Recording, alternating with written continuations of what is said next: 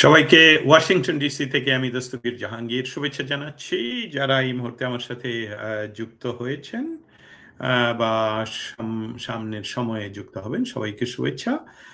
বাংলাদেশের বর্তমান যে রাজনৈতিক অস্থিরতা চলছে, সেই সাথে আপনারা জানেন যে ২০২৪ সনের যে তথাকথিত জুলাই আন্দোলন হয়েছে এবং তার পরিপ্রেক্ষিতে বাংলাদেশের পরিস্থিতি দিনকে দিন প্রতিদিন যে পরিবর্তিত রূপ নিচ্ছে।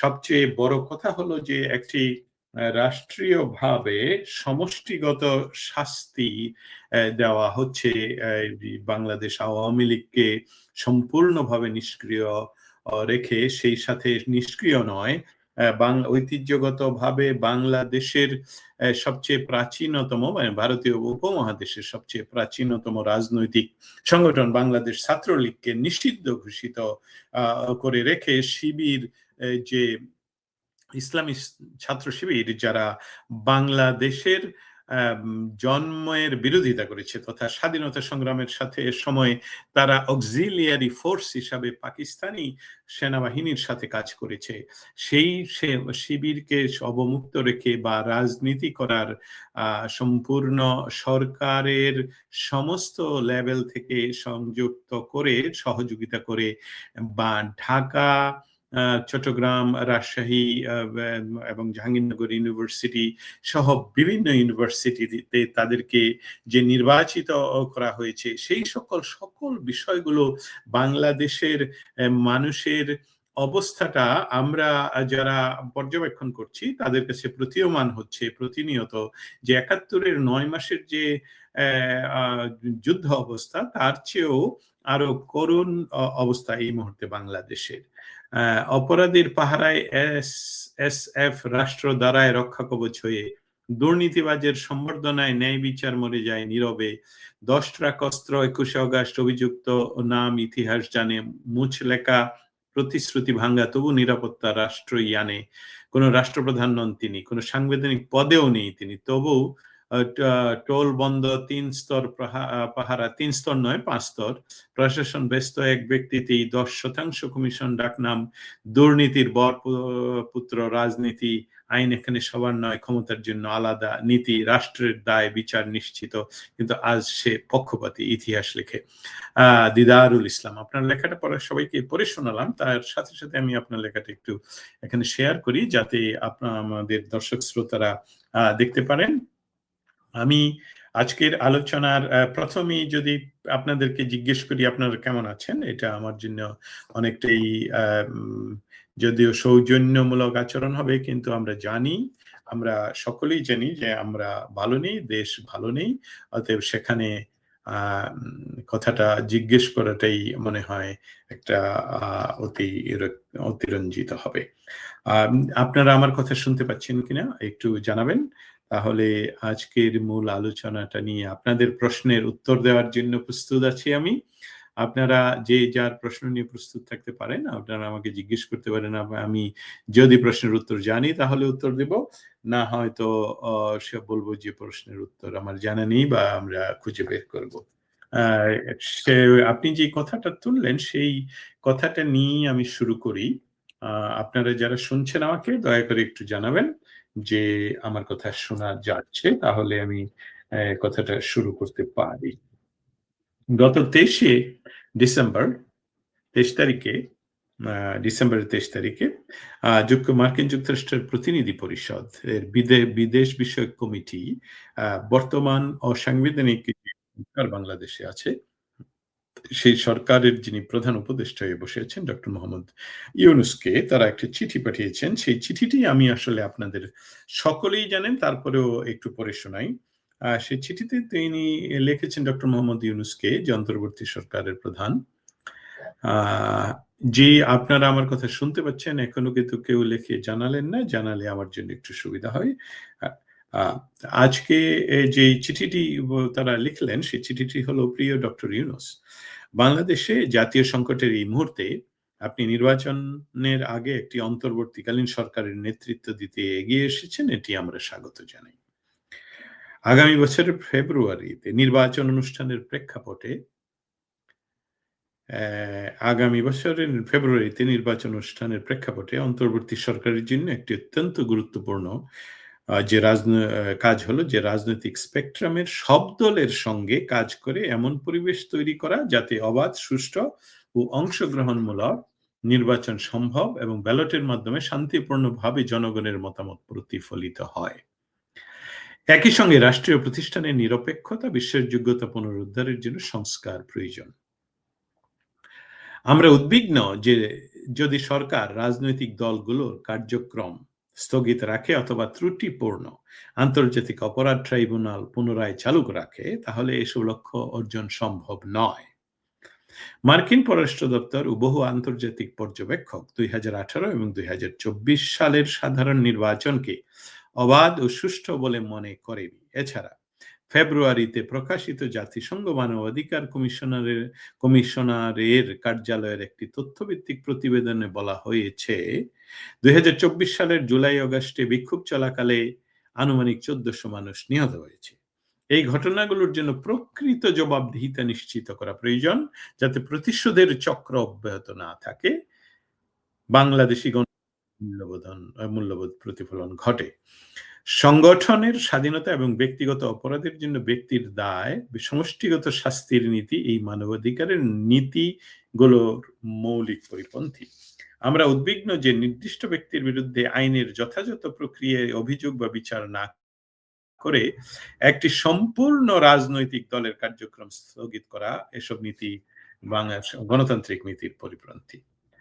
যারা এটা লিখেছেন তারা আরো বলেছেন, আমরা আশা করি আপনার সরকার অথবা নির্বাচিত কোনো সরকার এই সিদ্ধান্ত পুনর্বিবেচনা করবে। শেষ পর্যন্ত বাংলাদেশের জনগণের অধিকার রয়েছে একটি অবাধ ও সুষ্ঠু নির্বাচনের মাধ্যমে নির্বাচিত সরকার গঠনের, সেখানে সব রাজনৈতিক দল অংশ নিতে পারবে এবং জনগণের কণ্ঠস্বর প্রতিফলিত হবে। বাংলাদেশ যুক্তরাষ্ট্রের জন্য একটি গুরুত্বপূর্ণ অংশীদার। আমরা দ্বিপাক্ষিক সম্পর্ক ও বাংলাদেশের গণতান্ত্রিক রূপান্তরকে সমর্থন করতে আপনার ও আপনার সরকারের সঙ্গে কাজ করতে প্রস্তুত। যিনি বলেছেন, যারা লিখেছেন তারা লিখেছেন বিনীত Gregory WB, ranking member, House Foreign Affairs Committee, Bill Huizenga, chairman South ও সেন্ট্রাল এশিয়া বিষয়ক উপকমিটি, Sydney Kamlager Dove, ranking member দক্ষিণ ও মধ্য এশিয়া বিষয়ক উপকমিটি, জুলি জনসন, মার্কিন কংগ্রেস সদস্য, এবং সেই সাথে রয়েছেন থমাস আর সুজি, মার্কিন কংগ্রেস সদস্য। তারা খুব ইনফ্লুয়েন্সিয়াল কংগ্রেস সদস্য। Thank you so much MD Abu Yusuf, আমার কথা সম্পূর্ণ ভাবে শোনা যাচ্ছে বলে দাঁড়ানোর জন্য। আমি আপনাদের কয়েকটি প্রশ্নে আগে শুনে আসি। আপনারা যারা আমাকে প্রশ্ন করতে চান, আপনাদের সকলের কাছে অনুরোধ, আপনারা আমাকে প্রশ্ন পাঠান। MD আবু ইউসুফ বলেছেন, বাংলাদেশ আওয়ামী লীগ ঘুরে দাঁড়াতে আনুমানিক সময়কাল। এই প্রশ্নটার জন্য আপনাকে ধন্যবাদ। রাজনৈতিক শক্তি, রাজনৈতিক দল, তারা নিজেরা ঘুরে দাঁড়ানোর জন্য তাদের নিজেদের কাজ করতে হবে। কোনো পরাশক্তি বা বিদেশি শক্তি বা অন্য দেশীয় শক্তি এসে রাজনৈতিকভাবে পুনর্বাসন করার কোনো উপায় নেই, সেটা বলছি। আরেকজন দিদারুল ইসলাম আবার লিখেছেন, ওনার এটা একটু পড়ে শোনাই। জাগো তরুণ, কারা কাটবে এই অন্ধকার, এই প্রশ্নে ফেটে পড়ে সময়ের বুক। আপনার এই দুর্দান্ত লেখাগুলো আমি আমার দর্শক শ্রোতাদের সাথে শেয়ার করলাম, যাতে তারাও শেয়ার করতে পারেন। আপনারা যারা আমার কথা শুনছেন, আপনাদের প্রতি আমার একটি রিকোয়েস্ট, যে আপনাদের বন্ধু-বান্ধবেরা নিশ্চয়ই অপেক্ষা করে থাকে কখন আমি আপনাদের সামনে এসে আবার ওয়াশিংটন ডিসিতে কি ঘটছে সেসবগুলো তুলে ধরবো। তা আমি নির্দিষ্ট সময়ে আসতে পারি না বলে দুঃখিত। আপনারা যদি এখন এই কথাগুলো শেয়ার করে দেন, এই আমার লাইভটুকু শেয়ার করে দেন, তাহলে অবশ্যই আপনাদের বন্ধু-বান্ধবেরা এটা শুনে ভালো লাগবে।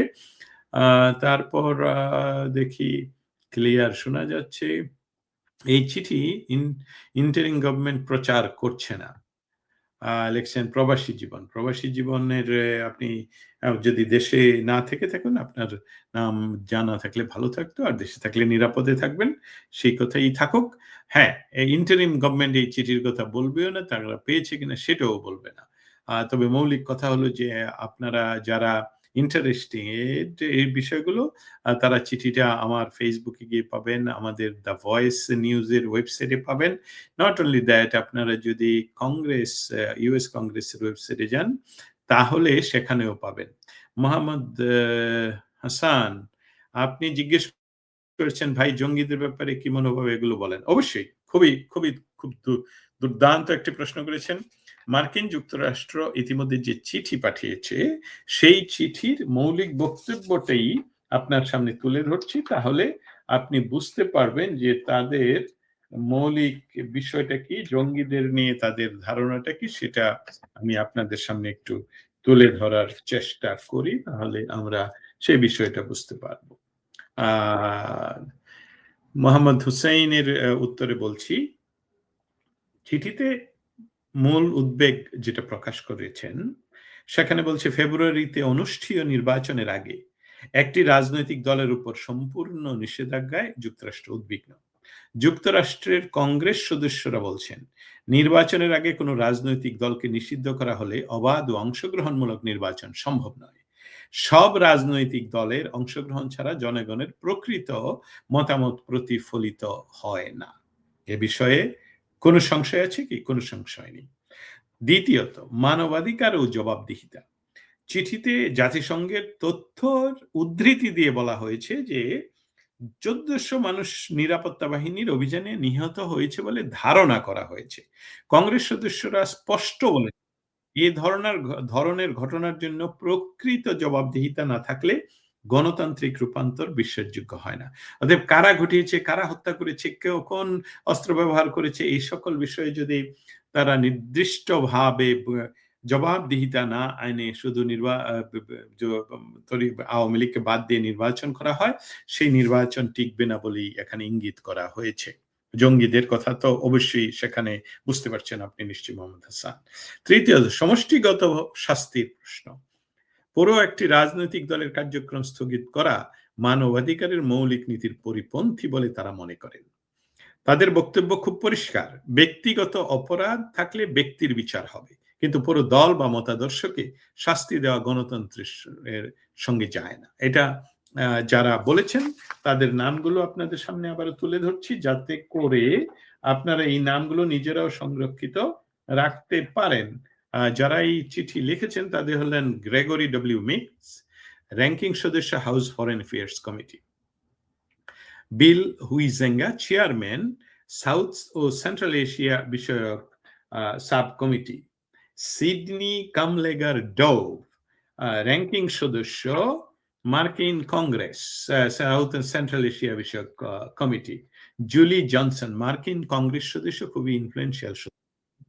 আরো আছেন থমাস আর সুওজি, মার্কিন কংগ্রেস সদস্য, তিনিও খুব ইনফ্লুয়েন্সিয়াল কমিটি। এই ছিল মোহাম্মদ হাসান আপনার কথার উত্তরে। মোহাম্মদ হাসানের পর নাসির উদ্দিন সোহাগ। নাসির উদ্দিন সোহাগ বলেছেন তৃণমূল এক পায়ে দাঁড়িয়ে আছে ভাই, নেত্রী প্রত্যাবর্তনের ডাকের অপেক্ষায়। বাংলাদেশের দেখুন ১৭ মাস বা ১৮ মাস বা যেই মাস ধরেন, এই মাসগুলোতে বাংলাদেশ আওয়ামী লীগ ক্ষমতায় নেই।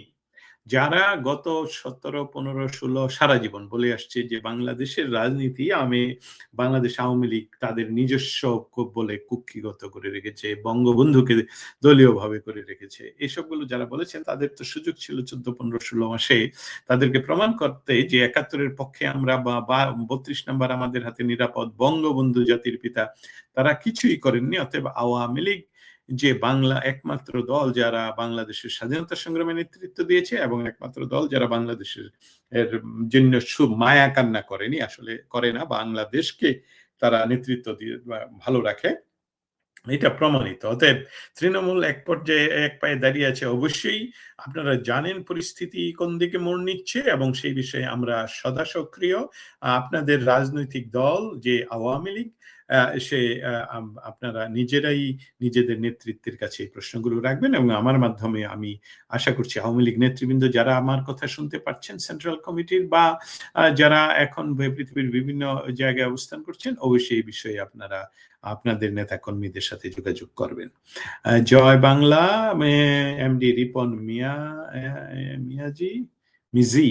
আচ্ছা, তারপরে তাহলে কি আওয়ামী লীগ ছাড়া নির্বাচন হবে বলে প্রশ্নটা রয়ে গেল। দেখি মোহাম্মদ সাইফুল হাসান মানিক, তাহলে কি আওয়ামী লীগ ছাড়া নির্বাচন হবে বলে মনে হচ্ছে? প্রশ্নটা রইল। দেখুন, এটা খুব এমন গুরুত্বপূর্ণ প্রশ্ন যে বাংলাদেশের যে তত্ত্বাবধায়ক সরকার এখন ক্ষমতায়, আই এম সরি, যে ইন্টারিম গভর্নমেন্ট, তত্ত্বাবধায়ক সরকারের কথা বলছি, এটা দুঃখিত আমি। ইন্টারিম গভর্নমেন্ট যে ক্ষমতায়, সে কিন্তু সাংবিধানিক সরকার নয়। বাংলাদেশের সংবিধান, যেটা এখন আবার বাংলাদেশের সুপ্রিম কোর্ট, যেটা জামাত দ্বারা নিয়ন্ত্রিত, সেই সুপ্রিম কোর্ট আদেশ করেছে তত্ত্বাবধায়ক সরকার ফিরিয়ে আনতে। যদি সেটি আইন হয়ে থাকে, তাহলে তো এই ইন্টারিম গভর্নমেন্টের সরাসরি পদত্যাগ করে তাদের হাতে ক্ষমতা দিয়ে নির্বাচন করার জন্য তারা সরে দাঁড়ানো উচিত ছিল, সেটা তারা করেননি। আর যুক্তরাষ্ট্রের আইন প্রণেতারা যে বিষয়টা মনে করছেন, আবারও বলি আপনার প্রশ্নের উত্তরে, যে তারা মনে করছেন যে সেই যে ফেব্রুয়ারিতে অনুষ্ঠেয় নির্বাচনের আগে একটি রাজনৈতিক দলের সম্পূর্ণ নিষেধাজ্ঞা নির্বাচনের জন্য, সব রাজনৈতিক দলের অংশগ্রহণমূলক নির্বাচনের জন্য প্রকৃত জনগণের মতামত প্রতিফলিত হবে না।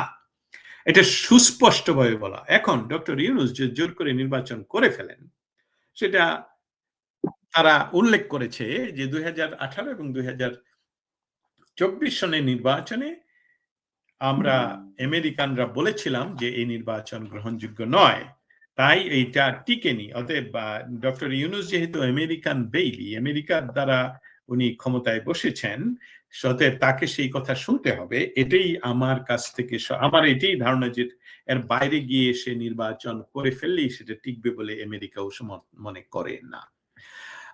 তারপর বলছেন জয় বাংলার শেখ হাসিনা সরকার বারবার দরকার, একটা স্লোগান।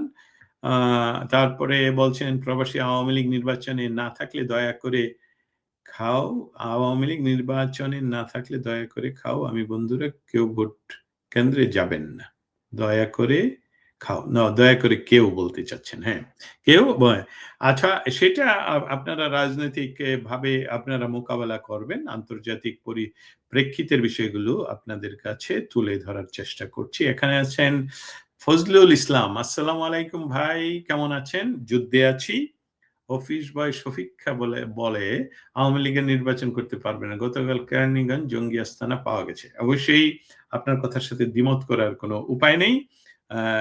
ব্যক্তিটাকে নিজকে এত ভাবে নিচে নিয়ে যাচ্ছে সে, আমিও একজন সাংবাদিক, উনি সাংবাদিক হিসাবে এই কথাগুলো এইভাবে বলা সঠিক হচ্ছে না ওনার।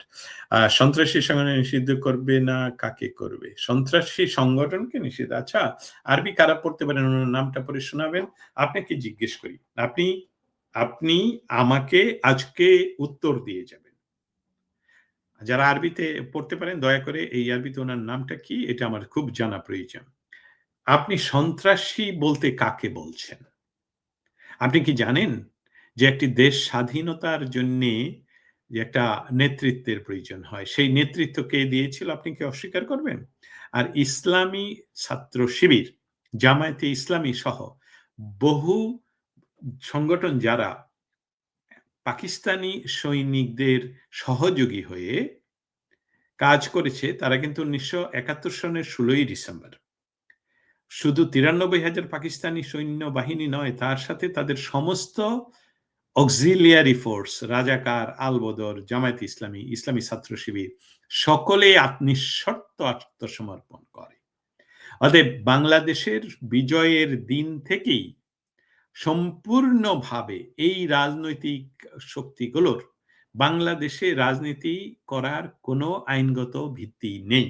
এর কারণ হলো তারা পরাজিত হয়েছে, তারা পরাজিত হয়ে তারা নিঃশর্ত আত্মসমর্পণ করেছে এবং যার ফলশ্রুতিতে তারা জীবন রক্ষা করতে পেরেছে, কিন্তু তাদের অধিকার সেখানেই পরাজিত শক্তি হিসাবে তারা একেবারেই তাদের এই দেশে রাজনীতি করার অধিকার নেই। অতএব তারা যে সন্ত্রাসী সংগঠন, তাদের কথা বলছেন কি? যদি তাদের কথা বলে থাকেন তাহলে বলছি ইয়েস, ছাত্র শিবির একটি সন্ত্রাসী সংগঠন, জামায়াত ইসলামী একটা সন্ত্রাসী সংগঠন এবং ইসলামী এই উগ্রবাদী দলগুলো সন্ত্রাসী সংগঠন। তাদের কথা যদি বলে থাকেন ঠিকই বলেছেন, তাদের কথা না বলে যদি আমেরিকা যাদেরকে বলছে আমরা যে বাংলাদেশের স্বাধীনতা আন্দোলনের সাথে যে ছাত্রলীগ সম্পৃক্ত এবং উপমহাদেশের সবচেয়ে প্রাচীনতম রাজনৈতিক সংগঠন হলো বাংলাদেশ ছাত্রলীগ, বাংলাদেশ আওয়ামী লীগ, আমাদের এশিয়া মহাদেশের প্রাচীনতম এবং সর্ববৃহৎ এখনো পর্যন্ত সর্ববৃহৎ। এই যে কথাটা বলছে উপরে লেখা আছে সেখানে বলি, এই যে আরবি ভাষায় যিনি লিখে রাখছেন বা উর্দু ভাষায় লিখে রাখছেন আপনার নামটা কেউ যদি পড়তে পারেন আমাকে জানাবেন। উপরে যে কথাটা লেখা আছে যে সেভেন সিস্টার, তারা এই যে এনসিপি সেই সেভেন সিস্টার, তারা নিজেরাও জানেন না সেভেন সিস্টার বলতে কি বোঝায়, কতটি সেভেন সিস্টার তারা নিজেরা ভারত থেকে আলাদা হতে চায় কিনা, কিন্তু তারা বাংলাদেশের জনগণের মান উন্নয়ন, জনগণের জন্য কি করবেন সেরকম কোনো ম্যানিফেস্টো তাদের নেই। তারা দিন রাত দিন একটাই কথা বলে যাচ্ছেন, সেই কথাটা কি সেভেন সিস্টার। আরে দেশের কথা বলো, সেটা অন্য দেশে কি হবে না হবে সেটা এত বড় শক্তি তোমরা হয়ে দাঁড়াওনি যেখানে তোমরা বাংলাদেশের বাইরের রাজনীতি তোমরা নিয়ন্ত্রণ করবে। এখন নিজেরাই আর অটুট থাকতে পারছে না, তাদের সিস্টার গুলোই তাদেরকে ছেড়ে চলে যাচ্ছে। গতকালকে দেখলাম একজন নিজেই তারা ধর্ণা দিচ্ছিল অন্য রাজনৈতিক শক্তিগুলো থেকে তারা নমিনেশন পায় কিনা, কারণ একটা স্বপ্ন তাদের হঠাৎ জেগে উঠলো। রাজনীতি তার সাথে সম্পৃক্ত নাই, কিছু নাই, হঠাৎ তাদের মনে হলো আরে এই তো সুযোগ সামনে আসলো, আওয়ামী লীগ পিটাও, এবং তারা ডক্টর ইউনূসের সাথে বিমানে দেশ বিদেশ ঘুরে বেড়াচ্ছে, এমপি হওয়ার স্বপ্ন দেখছিল। কিন্তু দুর্ভাগ্যজনক ভাবে সত্য যে শুধু তারা এমপি হওয়ার অযোগ্য তো নয়, বাংলাদেশের ৩২ নম্বরে তোমরা হাত দিয়েছো, তার জন্য ভবিষ্যতে তোমাদের পাওনা বাংলাদেশের জনগণ বুঝিয়ে দিবে, সেই দিকে লক্ষ্য রেখে কাজ কর। তারপর এখন যাচ্ছি এই যিনি বলছিলেন এটা কি জানি সন্ত্রাসী সংগঠন, এখন যাচ্ছি সন্ত্রাসী সংগঠন নিষিদ্ধ, ওনারই কথা, উনি আপনি নিজেই বোধহয় একজন সন্ত্রাসী, আপনারা খুঁজে দেখুন তো ওনার আসল নামটা কি। তারেক রহমানের দ্বৈত নাগরিকত্ব বিষয়ে জানতে চাই। খুব ভালো প্রশ্ন, খুবই ভালো প্রশ্ন। মামুন, আচ্ছা আপনি আবার সেই তারেক জিয়ার বন্ধু মামুন নন তো? আমি যে এমনি নিশ্চয়ই তিনি নন, উনি নন। আপনার কথার উত্তরটা দিয়ে তার আগে বলে আসি, দ্বৈত নাগরিকত্ব বাংলাদেশের আইন এলাও করে কি করে না সেটা বাংলাদেশি যারা আইনজীবী আমাদের এখানে রয়েছেন তাদের কাছে আমি প্রশ্নটা করে গেলাম, আপনারা এখানে উত্তর দিতে পারেন মামুন সাহেবকে। আর তারেক রহমানের আসলে কোন দেশের নাগরিকত্ব বা জন্মগতভাবে অবশ্যই তিনি বাংলাদেশের নাগরিক, সে বিষয়ে একেবারেই প্রশ্ন নেই। কিন্তু আমি একটি উদ্ধৃতি এখানে করতে চাই, উনি যে এসে বললেন যে আই হ্যাভ এ প্ল্যান, উনি তার আগে অনেকটা আঙ্গুল তুলে জনগণ ওনার সামনে যে মানুষগুলোকে তারা নিয়ে এসেছেন তাদেরকে বলছেন আপনারা আমেরিকার যাকে আমরা বলি যে একজন নেতা যাকে পরে গুলি করে হত্যা করা হয়, সেই তার নাম তুলে জিজ্ঞেস করেছিলেন যে আপনারা তাকে চিনেন কিনা। এটা একটা রাজনৈতিক দৈন্যতা, আমি বলবো অনেকটা মূর্খতাও। কারণ বাংলাদেশের সাধারণ মানুষ আপনার সাথে এসেছেন, আপনি বাংলাদেশের মানুষের উদ্ধৃতি দিবেন। পৃথিবীর একজন শ্রেষ্ঠতম মানুষ হলো বঙ্গবন্ধু শেখ মুজিবুর রহমান, এবং বাংলাদেশে আপনি স্বেচ্ছা নির্বাসন থেকে এতদিন পরে আসলেন, আপনি যদি স্রষ্টাতে বিশ্বাসী হন তাহলে প্রথমে স্রষ্টা, তারপর বাংলাদেশের জাতির জনকের নাম নিয়ে আপনার খুবই প্রয়োজন ছিল। সেই সাথে তৃতীয়, যখন আপনি উপস্থিত তখন দীপু চন্দ্র দাসকে যে আপনার সাপোর্টাররা যে হত্যা করলো, পুড়িয়ে মারলো, জীবন্ত পুড়িয়ে মারলো, তার নাম নেওয়া আপনার উচিত ছিল। আর সেই সাথে আরেকটি কথা এখানে বলি, যে কথা আপনি বলেছেন আই হ্যাভ এ প্ল্যান, এটা আর যার ওর নাম উল্লেখ করে বলেছেন তিনি বলেছেন আই হ্যাভ এ ড্রিম, আমি স্বপ্ন দেখতেই পারি, স্বপ্ন দেখাটা আমার অধিকার, আপনার অধিকার, কিন্তু স্বপ্ন দেখাটা কিন্তু চাপিয়ে দেওয়া নয়। কিন্তু আই হ্যাভ এ প্ল্যান এর অর্থ হলো আমার প্ল্যান আপনাদের সাথে আলাপ করার প্রয়োজন নেই, আমি আমার প্ল্যানকে ইমপ্লিমেন্ট করব, বা আমার প্ল্যান নিয়ে আসছি আমি কি করব। অতএব আপনি অগণতান্ত্রিক কথা বলছেন। I have a dream and I have a plan, এটা দুইটা স্টেটমেন্ট, ডিফারেন্ট স্টেটমেন্ট। আমি একটু এটা নিয়ে বিস্তারিত বলি আপনাদের সামনে। স্বেচ্ছা নির্বাসন শেষে ফিরে কোনো নেতা যদি বলেই বসেন আমার কাছে পরিকল্পনা আছে, আর সেই বক্তব্য ঘিরে যদি অঘোষিত অজেয় নিরাপত্তা বলয় এবং প্রশ্নাতীত কর্তৃত্বের আবহ তৈরি হয়, তাহলে এটি গণতান্ত্রিক রাজনীতির লক্ষণ নয়, বরং এটি এক ধরনের শ্রেষ্ঠত্ব বোধের প্রকাশ, যেখানে দল, মত ও প্রক্রিয়ার ঊর্ধ্বে উঠে ব্যক্তি নিজকেই রাজনীতির কেন্দ্র হিসাবে হাজির করেন। এই মানসিকতা ব্যক্তিকেন্দ্রিক, গণতান্ত্রিক কেন্দ্রিক নয়, বা গণতন্ত্র কেন্দ্রিক নয়। গণতন্ত্রে পরিকল্পনা কোনো ব্যক্তির একক সম্পত্তি হতে পারে না। পরিকল্পনা জন্ম নেয় আলোচনা থেকে, বিতর্ক থেকে, ভিন্ন মতের সংঘর্ষ থেকে। আমার পরিকল্পনা বলার মধ্যে একটি মৌলিক সমস্যা আছে। এতে দলীয় কাঠামো, নীতি নির্ধারণী প্রক্রিয়া এবং কর্মীদের ভূমিকা গৌণ হয়ে পড়ে। নেতা যখন পরামর্শদাতা নন, হয়ে ওঠেন নির্দেশদাতা। নেতা তখন সহযাত্রী নন, হয়ে ওঠেন অবিকল্প কেন্দ্র। আমি বলছি তারেক জিয়ার বক্তব্যের রাজনৈতিক তাৎপর্য এখানেই। দীর্ঘ সময় দেশের বাইরে থেকে রাজনীতি পর্যবেক্ষণ করার পর দেশে ফিরে এসে যদি তিনি নিজের ব্যক্তিগত পরিকল্পনাকেই সমাধান হিসাবে তুলে ধরেন, তাহলে প্রশ্ন উঠবে এই পরিকল্পনা কতটা দলীয় আলোচনার ফসল আর কতটা ব্যক্তি ভাবনার প্রতিফলন। আরো গুরুত্বপূর্ণ প্রশ্ন হলো, এই পরিকল্পনার সঙ্গে দ্বিমত করার কোনো জায়গা আদৌ আছে কিনা। বাংলাদেশের রাজনীতিতে ব্যক্তি নির্ভরতা নতুন কিছু নয়, কিন্তু এর পরিণতি সবসময়ই ভয়াবহ হয়েছে। যখন দুর্বল হয় আর যখন দল দুর্বল হয় আর ব্যক্তি শক্তিশালী হয়ে ওঠে, তখন রাজনীতি ধীরে ধীরে প্রতিষ্ঠান থেকে সরে গিয়ে আনুগত্যের খেলায় পরিণত হয়। নিরাপত্তা বলয় ঘেরা নেতা প্রশ্নহীন বক্তব্য আর আমি জানি কি করতে হবে এই বয়ান শেষ পর্যন্ত কর্মীদের নিষ্ক্রিয় করে এবং দলকে পরিণত করে একটি অনুসারী গোষ্ঠীতে। গণতান্ত্রিক নেতৃত্ব মানে নিখুঁত পরিকল্পনা ঘোষণা করা নয়, বরং অসম্পূর্ণতাকে স্বীকার করে সবাইকে সঙ্গে নিয়ে পথ খোঁজা। যে নেতা শুরুতেই নিজকে সমাধানের একমাত্র উৎস হিসাবে তুলে ধরেন, তিনি অনিচ্ছাকৃতভাবেই জানান দেন এটি অংশগ্রহণের রাজনীতি নয়, এটি নির্দেশের রাজনীতি। আর সেই রাজনীতিতে গণতন্ত্র থাকে নামমাত্র, বাস্তবে নয়। আমি আশা করি আপনারা আমার কথাগুলো শেয়ার করবেন এবং জনগণের সাথে সেটা শেয়ার করা খুবই দরকার। আওয়ামী লীগ নির্বাচনে না থাকলে দয়া করে আমার আওয়ামী লীগ বন্ধুরা কেউ ভোট কেন্দ্রে যাবেন না। প্রবাসী জীবন বলছেন। আরেকজন কি বলছেন শুনে আসিস। এমডি তৌহিদুর ইমাম হুসাইন, যদি সুধী মহাজন যদি এখন নির্বাচন করে ফেলে, তাহলে এই নির্বাচন কতদিন স্থায়ী হতে পারে? আর জাতি কি ৩,২৬৪ জন পুলিশ হত্যার বিচার দেখতে পারবে? খুবই গুরুত্বপূর্ণ একটি প্রশ্ন। ডক্টর ইউনূস যদি জোর করে নির্বাচন করে ফেলে, আপনি সকলেই বুঝতে পারি যে খালেদা জিয়া একসময় নির্বাচন করেছিলেন, বোধহয় ১ মাস ১.৫ মাস টিকেছিল বা ২ মাস টিকেছিল।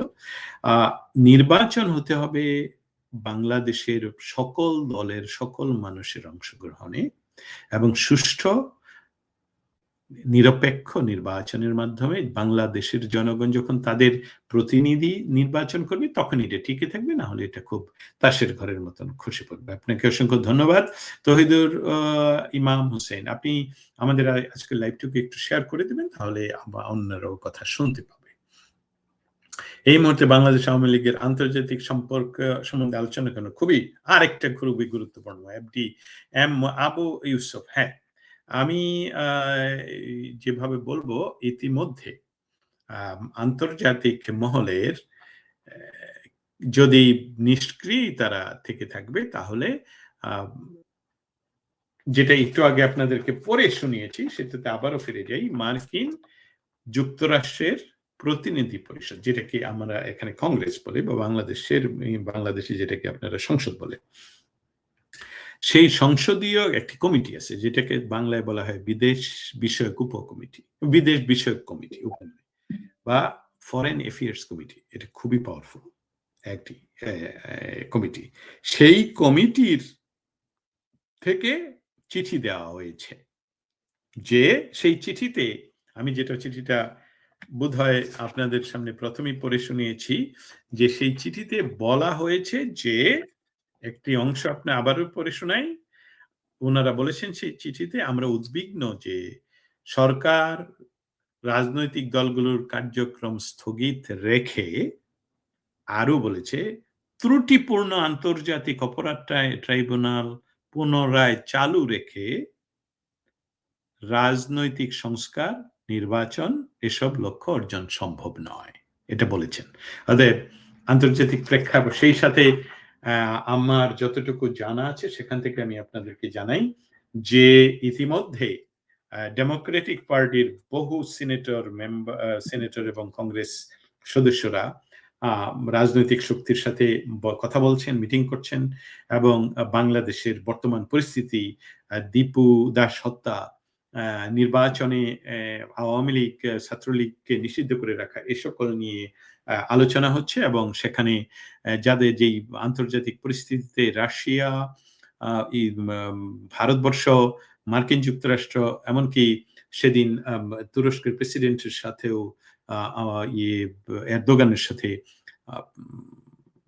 রাশিয়ার প্রেসিডেন্ট ভ্লাদিমির পুতিনের যে মিটিং, সেখানে তার আগে চেষ্টা করেছিলেন পাকিস্তানের পুতুল সরকার, মানে পাকিস্তানের সবসময় তো পুতুল সরকার থাকে আর্মিদের, সেই পুতুল সরকারের যে প্রধানমন্ত্রী, তিনি আগে ভাগেই দেখা করে ওনাকে একটা বয়ান দেওয়ার জন্য, সেটা হয়নি, আপনারা সেটা দেখেছেন। অথবা আন্তর্জাতিক সম্পর্কে এখন অনেক স্ট্রং অবস্থান করছে বাংলাদেশ আওয়ামী লীগ। এটা আমি অনেকটাই আপনাদের সাথে শেয়ার করতে পারি। অসংখ্য ধন্যবাদ আপনাকে। তানভীর, জঙ্গি ইউনূসের অধীনে সাধারণ মানুষের কাছে গ্রহণযোগ্য কোনো নির্বাচন হবে না। বাংলাদেশের গণতান্ত্রিক প্রক্রিয়া, বাংলাদেশের গণতান্ত্রিক প্রধানমন্ত্রী শেখ হাসিনা নৈরাজ্য, জঙ্গিবাদ এবং নিরাপত্তাহীনতার কারণে বাংলাদেশ জঙ্গিবাদ ও সন্ত্রাসবাদের উত্থানের এক প্রজনন ক্ষেত্র পরিণত হয়েছে। অবশ্যই বাংলাদেশ এই মুহূর্তে জঙ্গিবাদ এবং সন্ত্রাসবাদের একটি চারণভূমি, এটা আন্তর্জাতিক ভাবেও ইতিমধ্যে সকলে জেনে গেছে। আজকে সিলেটে আপন দুই ভাইকে হত্যা করেছে জঙ্গিরা। খুবই এই ভার আর নিতে পারছি না ভাই। আমাদের নেতা কর্মীদের কারাগারে হত্যা করছে, আমি প্রতিনিয়ত এটা প্রকাশ করে যাচ্ছি, প্রতিনিয়ত স্টেট ডিপার্টমেন্ট, হোয়াইট হাউস, জাতিসংঘে সবগুলো রিপোর্ট জমা দেওয়া হচ্ছে। এখন মানবাধিকার কোথায়, তারা এখন কি বলে একটু বলবেন। মানবাধিকারের কথা কিন্তু এই চিঠিতে তারা উল্লেখ করেছেন। আমি আপনার কথায় আবারও আমাদের যারা এখন শুনছেন তাদের জন্য তুলে ধরছি। মানবাধিকারের কথা তারা চিঠিতে উল্লেখ করেছেন, মানবাধিকার এবং জবাবদিহিতার কথা বলেছেন, যে বাংলাদেশের যে পরিস্থিতি, যে সমষ্টিগত শাস্তি দেওয়া হচ্ছে, পুরো একটি রাজনৈতিক দলের কার্যক্রম স্থগিত করা মানবাধিকারের মৌলিক নীতির পরিপন্থী বলে মনে করেন মার্কিন কংগ্রেসের সদস্যরা যারা চিঠি লিখেছেন। আপনাকে অসংখ্য ধন্যবাদ প্রশ্নটি করার জন্য। জয় বাংলা, জয় বঙ্গবন্ধু, শেখ হাসিনা বীরের বেশি ফিরে আসবে বাংলাদেশে। তারপর জয় বাংলা, নির্বাচন হবে কিনা, নির্বাচন হবে কি না জাতি জানতে চায়। Sheikh Hasina no election, no vote, no vote. Okay, নির্বাচন বাংলাদেশে হতেই হবে। এখন সেই নির্বাচনে যদি বাংলাদেশের সর্ববৃহৎ রাজনৈতিক দল বা আওয়ামী লীগকে বাইরে রেখে নির্বাচন করা হয়, সেটা কতদিন টিকবে, সেটাই হলো মৌলিক প্রশ্ন। এবং সেই বিষয়ে আপনারা জানেন যে সেভেন সিস্টার দখল করতে গিয়ে এনসিপির সিস্টাররাই এখন লন্ডভন্ড অবস্থায় বিভিন্ন জায়গায় চলে যাচ্ছে। অতএব এসবগুলো নিশ্চয়ই আপনাদের কাছে বা দর্শক শ্রোতা আপনাদের কাছে একটা তথ্য বহন করে। যারা নিজেরাই নিজেদের দেশ ছেড়ে ৭ বোনকে ছিনিয়ে আনতে গেল, তাদের বোনরাই তাদেরকে ছেড়ে চলে যাচ্ছে। আজকের ঘটনা আপনারা ঢাকায় অবস্থাটা জানেন। এটা আরো একটি গুরুত্বপূর্ণ, দেশটাকে গৃহে নিয়ে যাচ্ছে মবে সরকার। মিন্টু মিয়া, আপনি অবশ্যই একটা ভালো পরিলক্ষণের কথা তুলে ধরেছেন। আপনারা জানেন যে স্বেচ্ছা নির্বাসন থেকে একজন দেশে ফিরে যে কথাগুলো বলছেন, তখন দেখা যাচ্ছিল যে জামাত আম একটা সন্ত্রাসী গোষ্ঠীর ফাদারশিপ নিয়ে তাদের যে বিভিন্ন দল, উপদলগুলোকে মাঠে কার্যক্রম করাচ্ছিল, তাদেরকে যে আন্দোলনে যেমন একদম পানি ঢেলে দেওয়া হয়েছিল এমন একটা বিষয় আমি কেন যেন মনে করছিলাম। কিন্তু তারা আবার এই সরকারের ভিতরে যারা বসা ডক্টর ইউনূস সহ তারা দেখেন সাথে, সাথে আবার আমাদের যে শাহবাগে সেখানে তাদেরকে পাঠিয়ে আবার সেই অশ্লীল গালিগালাজ করা ছেলেটাকে যারা হত্যা করেছে তাদের বিচারের দাবি তুলছে। আচ্ছা, তাদের বিষয়টা যদি এভাবে বলি, হত্যা কারা করেছে? তারা সরকারে বসা। হত্যাকারীদের সকলকে তারা হয় তাদেরা এখন শেল্টারে রেখেছে, না হয় তারা আগে থেকেই জানে ওরা কারা। অতএব এটা সুপরিকল্পিতভাবেই দেশটাকে আরো নৈরাজ্যের দিকে নিয়ে যাওয়ার জন্যে তারা মাঠে নেমেছে। অতএব আপনাদেরকে আরো সজাগ থাকার, আমি সবাইকে আরো সজাগ থাকার আ আ অনুরোধ করছি। গৃহযুদ্ধের দিকে তারা ঠেলে দিলেও আমরা সেটাতে যাতে কোন ধরনের পা না দেই। নির্বাচন হবে এবং সেই নির্বাচন অবশ্যই ইনক্লুসিভ নির্বাচনের কথা বলা হচ্ছে, যেখানে আওয়ামী লীগ সহ বাংলাদেশের গণতন্ত্র মনা সকল দল নির্বাচনে অংশগ্রহণ করতে পারবে। আরব আহমেদ, হ্যাঁ, ডক্টর এমডি উনি লিখেছেন যে আরবিতে লেখা যে সেটা হলো আরব আহমেদ। হ্যাঁ, উনি নিজেই একজন সন্ত্রাসী আমার যে ধারণা। শাহিদা আক্তার জাহান, আপনাকে অসংখ্য ধন্যবাদ। আমি জানি যে আপনি আমার লেখায় এবং আমার প্রচারে সবসময় কমেন্ট করেন। সেভেন সিস্টার টিকে আছে কারণ সেখানে ব্যক্তি নয় প্রতিষ্ঠান মুখ্য ছিল। এনসিপির সিস্টার্স এর ভাঙনের মূল কারণ ঠিক উল্টো। তাদের আস্থার ঘাটতি, নেতৃত্বের সংকট, লেনদেনের সংকট আর অভিন্ন রাজনৈতিক দৃষ্টির অভাব। রাজনীতিতে ব্যক্তিগত দ্বন্দ্ব নয়, দুর্বল কাঠামোই শেষ পর্যন্ত বিচ্ছেদের জন্ম। অনেক ধন্যবাদ গঠনমূলক বিশ্লেষণ। আপনাকে অসংখ্য ধন্যবাদ আমার সাথে থাকার জন্য এবং ওই সুন্দর বিশ্লেষণটা তুলে ধরার জন্য। আপনারা যারা আমাদের কথা এখন সরাসরি শুনছেন, দয়া করে উনার এই লেখাটুকু আপনি নিজেরা পড়বেন এবং আপনারা নিজেদের মধ্যে শেয়ার করবেন। আমাদের কিন্তু অনেক কাজ, শুধু আমি কথা বলে যাব আপনারা শুনে যাবেন এতে করেই কিন্তু হবে না। এই দেশটা শেষ পর্যন্ত আপনাদের মাধ্যমেই অবমুক্ত করতে হবে এই যারা বেদখল করে আছে। গণতন্ত্র যারা চর্চা করতে চায় সে আমাদের শত্রু হতে পারে। সেই শত্রুতা যদি ব্যক্তিগত না হয় তাহলে আমি অবশ্যই ধরে নেব সেটা বাংলাদেশের ৭১-এর প্রশ্নে, স্বাধীনতার প্রশ্নে, বঙ্গবন্ধুর প্রশ্নে, ৩২ নম্বর প্রশ্নে কোন ধরনের আপোস যারা করবেন না তারাই বাংলাদেশের মূল চালিকা শক্তি হবে।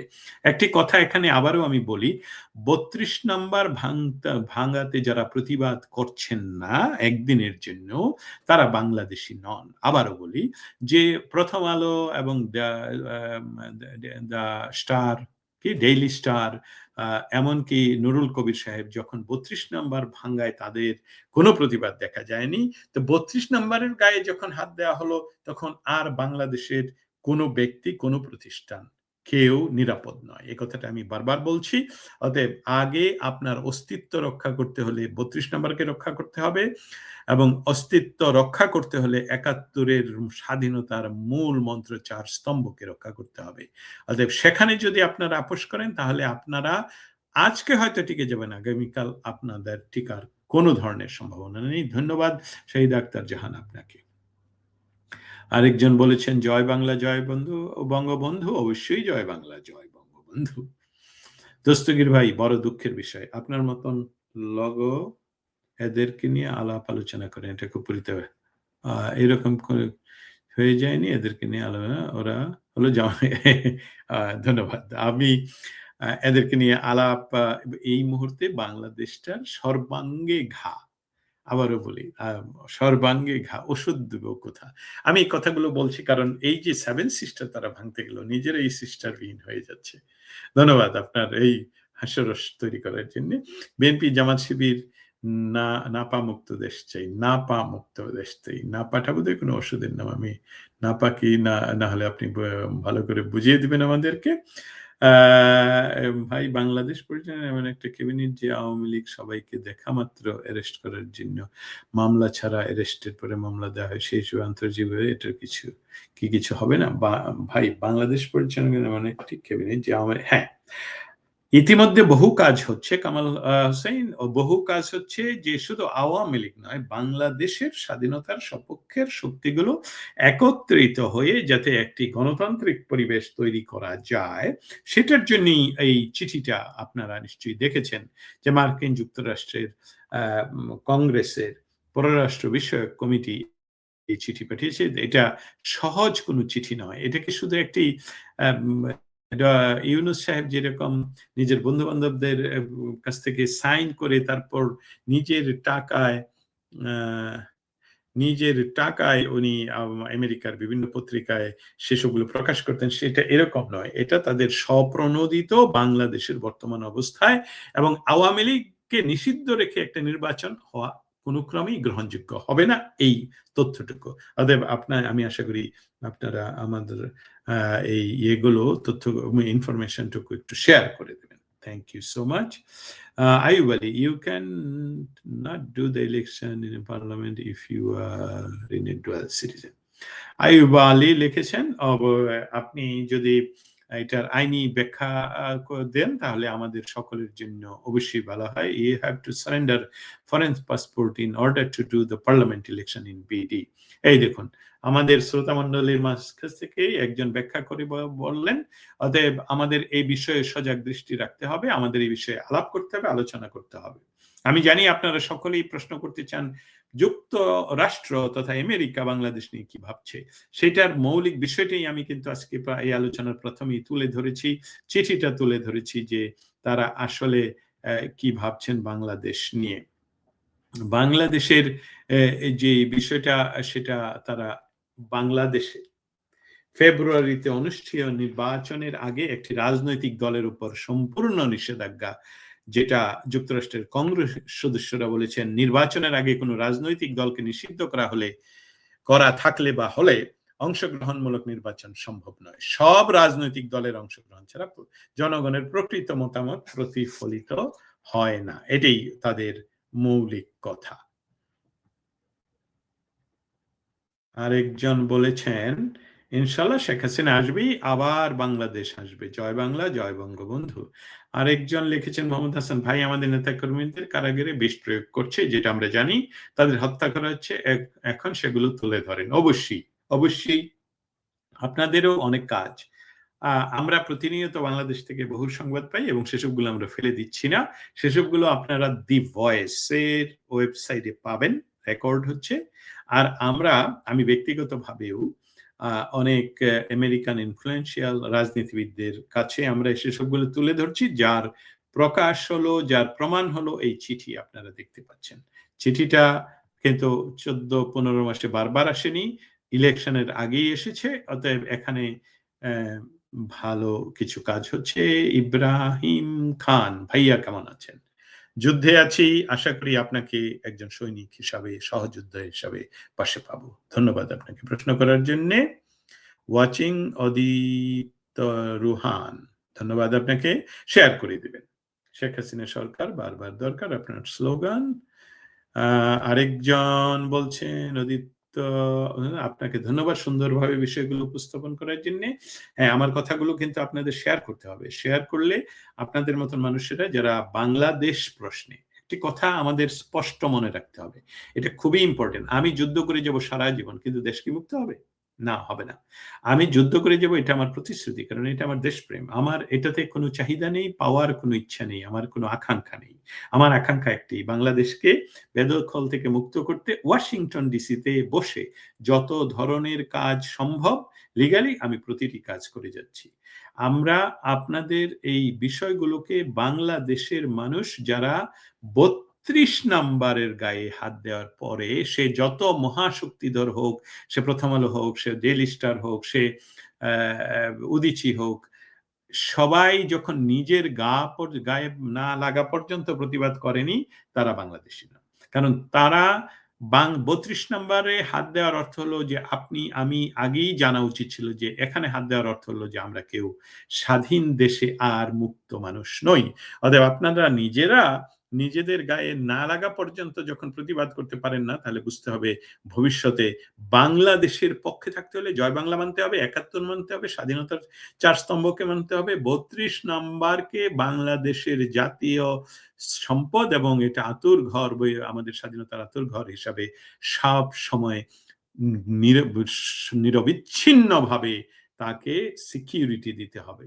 যে রাষ্ট্র একজন প্রধানমন্ত্রীর কে নিরাপত্তা দিতে পারে না, সেখানে দেখা গেল স্বেচ্ছা নির্বাসন থেকে যিনি এখনো বাংলাদেশের নাগরিকত্ব রেখেছেন কিনা সেটা নিয়ে সংশয়, তাকে 5 স্তরের নিরাপত্তা দেওয়া হয়েছে। এটা রাষ্ট্রীয় নীতির লঙ্ঘন, এটা নিরপেক্ষতা নয়।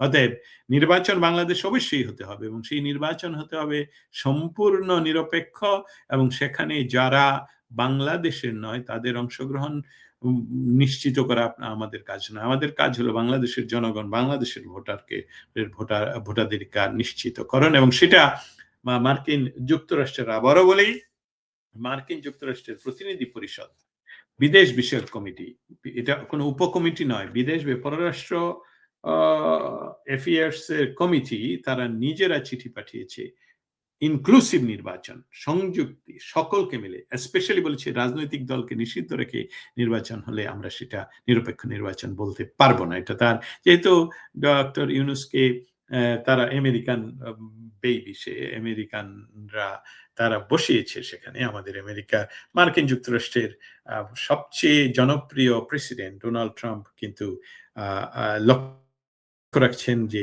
ডক্টর ইউনূস আসলে কোন পথে যাচ্ছে। জননেত্রী শেখ হাসিনা ও বাংলাদেশ আওয়ামী লীগ নির্বাচনে অংশ গ্রহণ যদি না করতে পারে তাহলে কি এদেশে ভোট হয়েছে বলে কিছু দেখা যাবে? আপনার মতামত কি?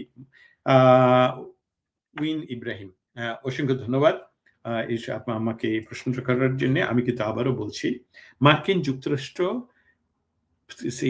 প্রতিনিধি পরিষদ মানে তাদের পার্লামেন্টের যে ফরেন অ্যাফেয়ার্স কমিটি, তারা সুস্পষ্টভাবে এই মতামত তুলে ধরেছে।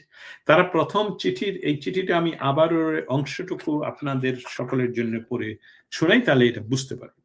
তারা বলেছে যে মার্কিন পররাষ্ট্র দপ্তর ও বহু আন্তর্জাতিক পর্যবেক্ষক 2018 ও 2024 সালের সাধারণ নির্বাচনকে অবাধ ও সুষ্ঠু বলে মনে করেনি। এটা তাদের চিঠিতে উল্লেখ করে বলেছে, আমরা উদ্বিগ্ন যে যদি সরকার রাজনৈতিক দলগুলোর কার্যক্রম স্থগিত রাখে অথবা ত্রুটিপূর্ণ আন্তর্জাতিক অপরাধ ট্রাইব্যুনাল পুনরায় চালু রাখে, তাহলে এই ব্যালটের মাধ্যমে শান্তিপূর্ণভাবে জনগণের মতামত প্রতিফলিত হয়, এই রকম আকাঙ্ক্ষা তা পরিপূর্ণ হবে না। একই সঙ্গে রাষ্ট্রের প্রতিষ্ঠানের নিরপেক্ষতা ও বিশ্বাসযোগ্যতা হারাবে। এটা আমেরিকার এই কংগ্রেসম্যান 5 জন তারা সুস্পষ্টভাবে বলেছে। যে 5 জন কংগ্রেসম্যান সাইন করেছে তাদের কথাও আপনাদের একটু জানিয়ে দেওয়া প্রয়োজন, কারণ এটা না জানানোর অর্থ হলো যে তথাকথিত একজন লিখে দিলেন, এটা এরকম নয়। যারা এটা লিখেছেন তাদের একজন হলেন গ্রেগরি ডব্লিউ মিক্স, তিনি হলেন র্যাঙ্কিং সদস্য হাউস ফরেন অ্যাফেয়ার্স কমিটি। আরেকজন বিল হুইজেঙ্গা, যিনি চেয়ারম্যান সাউথ ও সেন্ট্রাল এশিয়া বিষয়ক সাব কমিটি। আরো একজন সাইন করেছেন, তিনি হলেন সিডনি কামলেগার ডোব, তিনি হলেন র্যাঙ্কিং সদস্য সাউথ ও সেন্ট্রাল এশিয়া বিষয়ক সাব কমিটির। জুলি জনসন ও থমাস আর সুজি, দুইজনই খুব ইনফ্লুয়েন্সিয়াল মার্কিন কংগ্রেসম্যান। অতএব এই চিঠি ডক্টর ইউনূসকে অবশ্যই আমার মনে হচ্ছে যে যেহেতু ইউনূস আমেরিকান বিষয়, আমরা কি জানি ইউনূস বাংলাদেশের নাগরিক কিনা? হ্যাঁ, জন্মগতভাবে অবশ্যই, কিন্তু উনি যে আমেরিকান নাগরিকত্ব নন সেটা তো উনাকে এখনো পর্যন্ত প্রমাণ করলেন না। অতএব আপনার কথা এক, নির্বাচন যেভাবেই হোক, যদি নির্বাচন জোর করে হয় টিকবে না, টিকার কোনো প্রশ্নই ওঠে না। আস্থা রাখুন, এ বিষয়ে নির্বাচন হোক, যদি এইভাবে হয় আমি প্রতিদিন দিন রাত স্টেট ডিপার্টমেন্ট, হোয়াইট হাউস, জাতিসংঘে এসব নিয়ে তোলপাড় করেই যাব, প্রশ্ন করেই যাব এবং আশা করছি আপনারা জানেন যে এই বিশ্ব মিডিয়ার জগতে এই মুহূর্তে প্রশ্ন সরাসরি আপনারা দেখতে পারেন যখন আমি করি। জননেত্রী শেখ হাসিনা মতামতটা তো জানিয়ে দিলাম ভাই, অসংখ্য ধন্যবাদ আপনাকে এই প্রশ্ন করার জন্যে। আরেকজন অদিত, শেখ হাসিনা দেশে আসে সে আগে জঙ্গি নির্মূল করে, অবশ্যই এটা আপনার প্রশ্নেই আপনার উত্তর পাওয়া গেল। আমার কথার উত্তর দেওয়ার জন্য ধন্যবাদ ভাই, ভালোবাসা অবিরাম। মোহাম্মদ হাসান, অবশ্যই আমি আমার কাজই হলো সংযুক্ত করা, আপনাদের প্রশ্ন শোনা। আপনারা প্রশ্ন করেন বলেই, আপনারা শুনতে চান বলেই, এবং আপনাদের প্রশ্নগুলো ৭১-এর পক্ষের, আপনাদের প্রশ্নগুলো ৩২ নম্বরের জন্য, আপনাদের প্রশ্নগুলো জয় বাংলার জন্য, বঙ্গবন্ধুর জন্য, আমাদের স্বাধীনতার জন্য, লক্ষাধিকের শব্দ নয়, আমরা ৩০ লক্ষ শহীদের বিনিময়ে এ দেশকে নিয়ে নিয়েছি। অতএব এটা মনে রাখতে হবে, ইতিহাস বিকৃত করে নয়, ইতিহাসে সকলের স্থান সকল জায়গায় সম্মানের সাথে রক্ষা করতে হবে।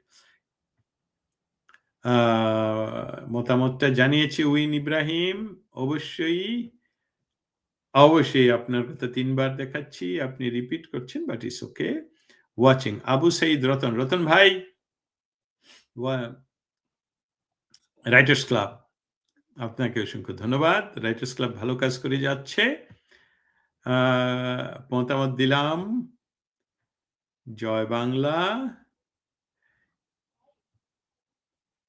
এ দেশকে বাঁচাতে হলে জঙ্গিবাদ মুক্ত করতে হবে, দেশের স্বাধীনতা সর্বপ্রথম রক্ষা করতে হলে বাংলাদেশ আওয়ামী লীগ ও জনের একটি শেখ হাসিনাকে বাংলার মাটিতে ফিরিয়ে আনতেই হবে, অবশ্যই অবশ্যই। এটা এটা এটা নিয়ে কোনো দ্বিমত আমাদের নেই।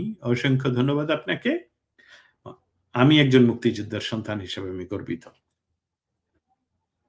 আপনাকে স্যালুট, আপনার বাবা বা মা, ভাই বোন সবাইকে স্যালুট। কৃষ্ণ সারথী রায়, জয় বাংলা, জয় বঙ্গবন্ধু, জয় হোক আপনার, জয় আমার নয়, জয় আমাদের সকলের। অসংখ্য ধন্যবাদ। কৃষ্ণ সারথী রায় নিরাপদে থাকবেন। কিছুদিন আগে আমাদের নোয়াখালীতে হাতিয়াতে ৬ জন নিহত হয়েছে। এই কথাগুলো, এই মৃত্যুর সংবাদ ৭১-এর ৯ মাসের চেয়ে অনেক অনেক বেশি হচ্ছে মনে হচ্ছে, যেটার ভার বাংলার জনগণ আর নিতে পারবে বলে মনে হচ্ছে না। উনি, হ্যাঁ, উইন ইব্রাহিম, আপনার লেখাগুলো একই হচ্ছে বলে দেখি আপনাকে। হ্যাঁ, এখন এইখানে চলে আসলাম ভাই। একটু আগে কোন পূর্ব ঘোষণা ছিল, এবার কেয়ার সংবাদ সম্মেলন, খালেদা জিয়া নাকি সংকটে, তাহলে এতদিন তারেকের জন্য সব লুকানো হয়েছিল। একদম এই লাশের রাজনীতি, আপনাদের সকলকে একটা ধন্যবাদ জানাই, কৃতজ্ঞতা জানাই, স্যালুট জানাই। আপনারা সকলেই ধরে ফেলেছিলেন যে এই ডক্টর ইউনূস বাংলাদেশকে যেভাবে মেটিকুলাসলি ডিজাইন করে ধ্বংস করছে, তার সাথে সে যুক্ত করেছিল যে 16ই ডিসেম্বর খালেদা জিয়ার মৃত্যু হয়েছে বলে ঘোষণা করবে। কিন্তু আপনারা টের পেয়ে সামাজিক মাধ্যমে যে তোলপাড় আপনারা শুরু করেছিলেন, তার ফলশ্রুতিতে সেটা তারা করতে পারেনি। এখন যেহেতু তিনি সংকটের মাঝে আছেন, দেখা যাক, আমরা অপেক্ষা করি কি সংবাদ। আমরা যতটুকু জানি যে উনি হয়তোবা অনেক আগেই আর জীবিত নেই, কিন্তু সেটা গোপন রাখা হয়েছে। এমডি তৌহিদুর ইমাম হোসেন, ইনশাল্লাহ আওয়ামী লীগ পুনরায় ক্ষমতায় আসবে এবং ধানমন্ডি ৩২ নং এর মডেল জেলায় জেলায় তৈরি হবে। আমার এই ইচ্ছাটা মাননীয় প্রধানমন্ত্রী শেখ হাসিনাকে আপনি জানিয়ে দিবেন, জানিয়ে দিলাম। যারা আমার লেখা দেখেন, পড়েন, শুনেন, তাদের প্রতি অনুরোধ রইল, আপনারা আপনাদের রাজনৈতিক শক্তির সকলের কাছে এই কথাটা পৌঁছে দিবেন।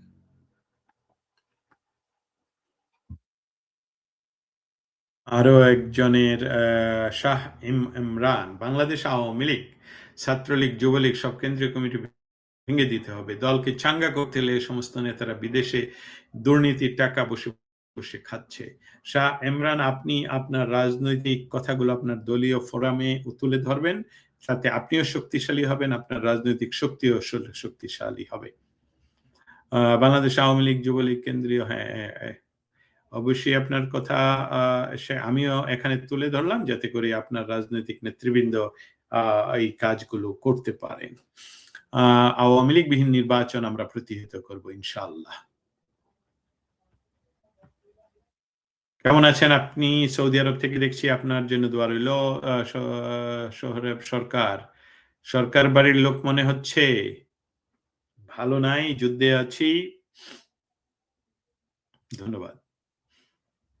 ৭১ মধ্যে একটি যুদ্ধ অবশ্য করতে হবে, তা না হলে এদের সরানো যাবে না, এরা প্রশাসন দখল করে আছে। খুব ভালো একটি আপনাকে বিজয় বিবেক ৭১ যিনি হন, আপনি একজন আপনার কথাটুকু সবার সাথে শেয়ার করলাম, আপনারা কথাটুকু শেয়ার করে দেবেন সকলের সাথে। আমি একজন বীর মুক্তিযোদ্ধার সন্তান, আপনাকে স্যালুট। বাংলাদেশ আওয়ামী লীগ সমর্থন করি, এটি আমার গরিবের বিষয়, গর্বের বিষয়। বাংলাদেশ আওয়ামী লীগ নির্বাচনমুখী দল, আমরা নির্বাচনে অংশ নিতে চাই, এই জন্য আমাদের নিষেধাজ্ঞা উদ্ধার করতে হবে। এই জন্য আমাদের করণীয় বা আপনাদের করণীয় কি? আপনাদের করণীয় আপনারা করে যাচ্ছেন। যুক্তরাষ্ট্রের প্রতিনিধি পরিষদ অর্থাৎ যুক্তরাষ্ট্রের কংগ্রেসম্যানরা ইতিমধ্যে দাবি করেছেন, চিঠি লিখেছেন যে একটি রাজনৈতিক দলকে নিষেধ করে নির্বাচন তারা মানবেন না। তাদের সময় দিন, সময়ের জন্য অপেক্ষা করুন। আমাদের আবু সাইদ রতন, আগে জঙ্গি নিধন, তারপর নির্বাচন। জয় হোক, জয় হোক রতনদা। কবিতা চাই। শাহ ইমরান, বাংলাদেশ আওয়ামী লীগ কেন্দ্রীয় কমিটি, ছাত্রলীগ, যুবলীগ ভেঙে দিতে হবে। খুব দুঃসাহসী কথা। আমি এটা প্রচার করে দিলাম, আওয়ামী লীগ নেতৃবৃন্দ নিশ্চয়ই এটা ভেবে দেখবেন। আসসালামু আলাইকুম, আমি সৌদি আরব থেকে দেখছি। আপনি অনুষ্ঠানগুলো ভালো, আপনার অনুষ্ঠান ভালো হয়েছে, ধন্যবাদ। আপনাকে অসংখ্য ধন্যবাদ। সৌদি আরবে আছেন আপনি, বাংলাদেশের পুনরুদ্ধারের জন্য মহান আল্লাহ তাআলার কাছে সেখানে ওনার কাবা গৃহে উপস্থিত হয়ে আপনি দোয়া করবেন, এবং আমি মনে করি আপনি মন থেকে দোয়া করলে এটা অতি দ্রুততম সময়ে এই যে শয়তান ইউনুস রূপে আবির্ভাব হয়েছে, তাদের ইয়াজিদের বংশধর, তারা অবশ্যই মুহাম্মদের রক্ত বহন করে না, তারা ইয়াজিদের বংশধর, তারা বাংলাদেশ দখল করেছে, তাদের হাত থেকে বাংলাদেশকে অবমুক্ত করতে হবে। আপনাদের সকলকে অসংখ্য ধন্যবাদ। আমি অনিয়মিতভাবে আপনাদের সামনে এখন উপস্থিত থাকি, তথাপি আমার সাথে আপনারা আজকে উপস্থিত থাকার জন্য সকলকে ধন্যবাদ জানাচ্ছি। সেই সাথে আরো জানাচ্ছি আগামী ২-৩ দিন পরেই একটি নতুন বর্ষ আসবে। আশা করছি আগামী বর্ষে বাংলাদেশ এই দুঃশাসন থেকে মুক্তি লাভ করবে। আশা করছি বাংলাদেশে আবারও ৭১-এর পক্ষের, স্বাধীনতা সংগ্রামের পক্ষের, বাংলাদেশের জনগণের পক্ষের সরকার আবারও দেশ পরিচালনা করবে। তো আপনারা ভালো থাকবেন। আবারও আপনাদের সামনে আসার ইচ্ছা ব্যক্ত করে আমি দস্তগীর জাহাঙ্গীর, দ্য ভয়েসের ওয়াশিংটন ডিসি স্টুডিও থেকে এতক্ষণ ছিলাম আপনাদের সাথে। ধন্যবাদ। জয় বাংলা, জয় বঙ্গবন্ধু।